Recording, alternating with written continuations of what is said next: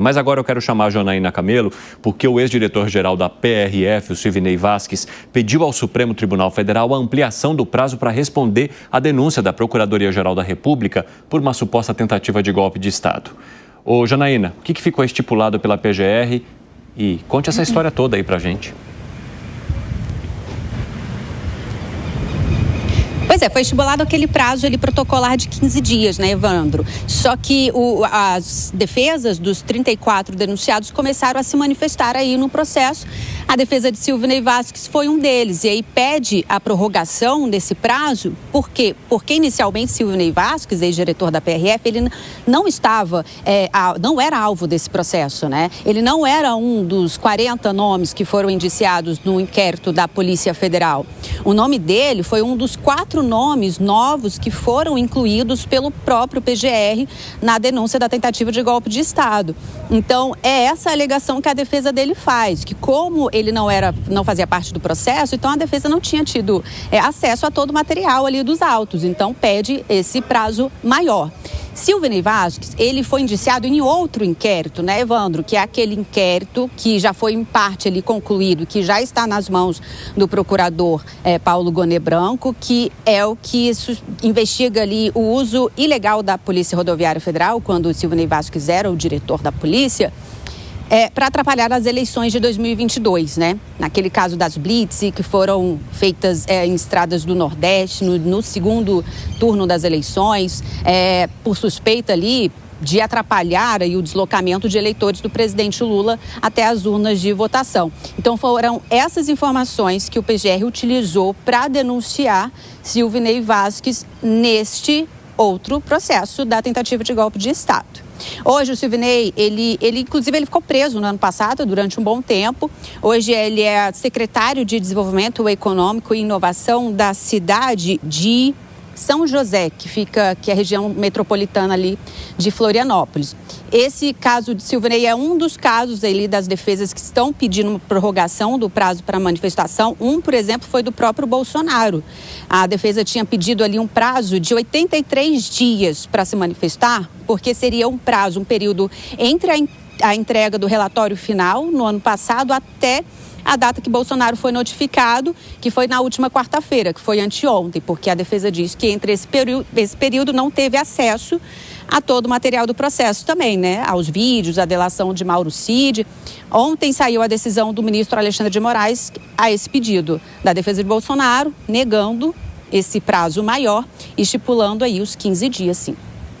Evandro. Obrigado pelas informações, Janaína. Um ótimo trabalho para você. O pessoal da rádio está de volta e nós estamos discutindo, então, um pedido de mais prazo que foi feito pelo Silvinei Vasquez e pela defesa de Silvinei Vasquez, que é ex-diretor da Polícia Rodoviária Federal e investigado também por suposta participação numa tentativa de golpe ao impedir, por exemplo, que eleitores do Nordeste chegassem às urnas eletrônicas. Eu quero saber de vocês como vocês avaliam a situação e o impossível envolvimento de Silvinei Vasquez nessa história. Gustavo Segré. Vamos imaginar por um momento que ele teve participação nesse episódio de impedir, demorar os eleitores que no Norte e Nordeste iam se deslocar. Do ponto de vista prático, era fazer as contas. Se teve 1.900.000 pessoas, da diferença entre o presidente Lula com o presidente Bolsonaro no total nacional, e 3 milhões de diferença apenas na Bahia, precisava impedir que toda a Bahia votasse. Senão não tinha lógica nenhuma para conseguir um resultado concreto. Mas não consigo entender qual é o vínculo entre esse episódio com o 8 de janeiro. Se bem que, a nossa audiência já sabe, vou ratificar, o 8 de janeiro poderia ser perfeitamente evitado se o governo, na época do presidente Lula, tivesse tirado as pessoas dos quartéis, que ele, a partir do 1º de janeiro, já tinha autoridade como para fazer isso, e cortava o âmbito das pessoas que iam para a Praça dos Três Poderes, interditando 3 lugares, somente 3 lugares. Com interditar 3 lugares, ninguém chegava nos 3 poderes. Mas isso, por algum motivo que desconhecemos, não foi feito. Não consigo alencar o que Silvinei Vasquez fazia com o 8 de janeiro. Fala, Piper. Bom, vejam bem, então, aí que está, Segré, a aritmética não era bem assim. Ou seja, vou barrar os eleitores da Bahia e tá resolvido o problema. E aí a gente aprende muito sobre a estratégia adotada, sobre as intenções do grupo, também com as mensagens que foram divulgadas ontem e hoje, extraídas inclusive de diálogos e de grupos de WhatsApp, do qual fazia parte a única mulher que está indiciada nessa lista, que era uma diretora da PRF. Então, por exemplo, tem mensagem dela aqui, ó.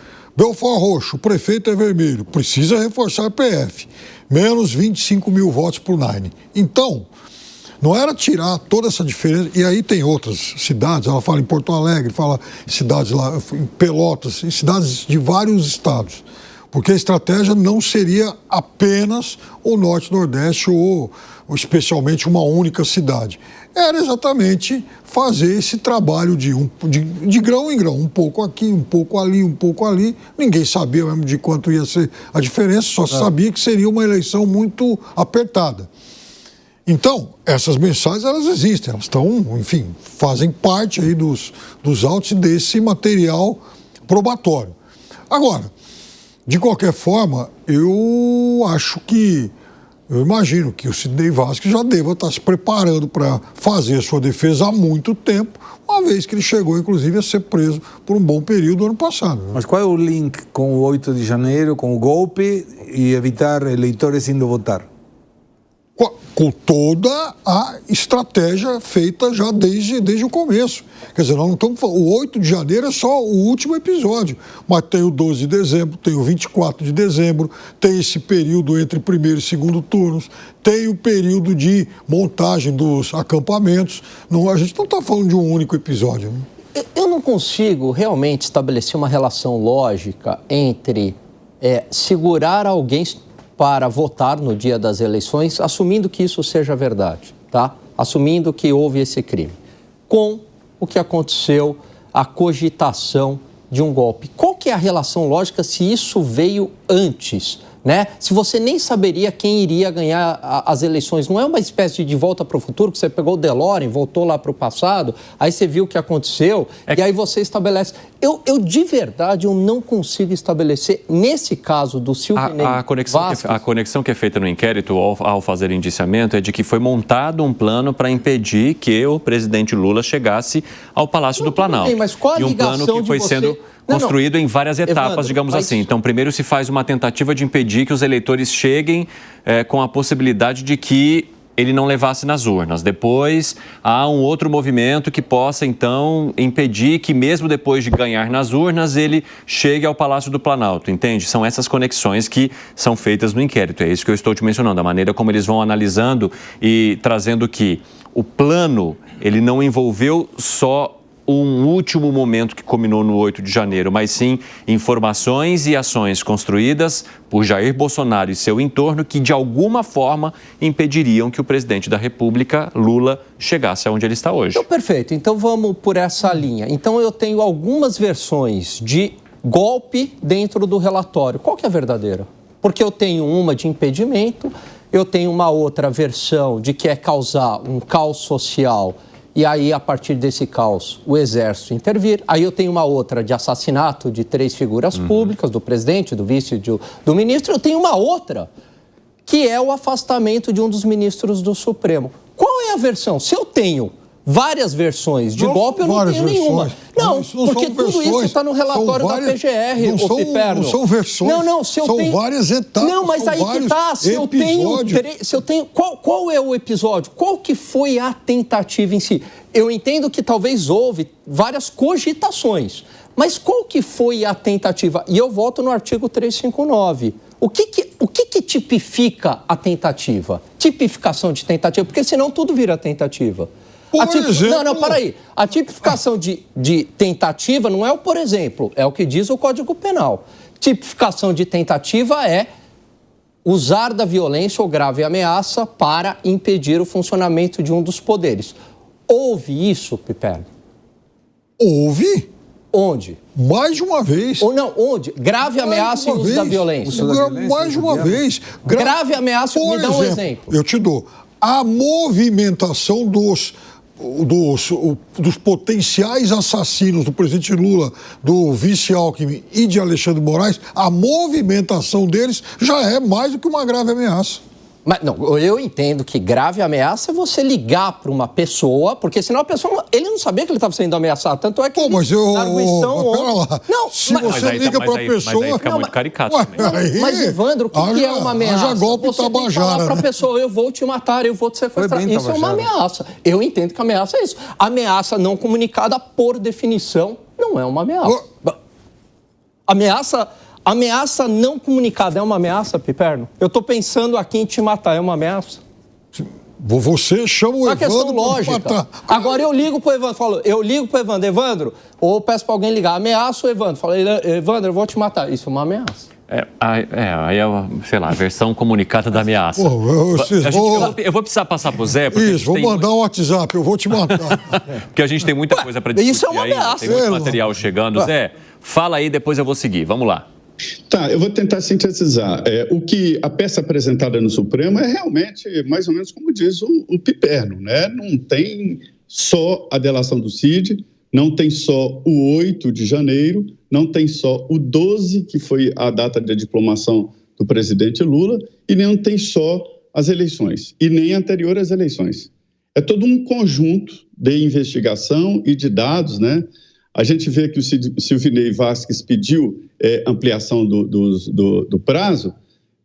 A justiça é injusta no sentido de prazos, porque os juízes não têm prazos, mas a lei determina, sim, prazos, então o juiz pode determinar o prazo de 15 dias para apresentar a defesa por escrito, essa defesa preliminar, para ver se o acusado, o indiciado, se transforma em não em réu. Se ele se transformar em réu, aí sim ele vai fazer a ampla defesa, com direito a 8 testemunhas e tal. E existem prazos, mas os prazos são todos do lado de cá, do lado do indiciado e do réu, e não do lado da justiça.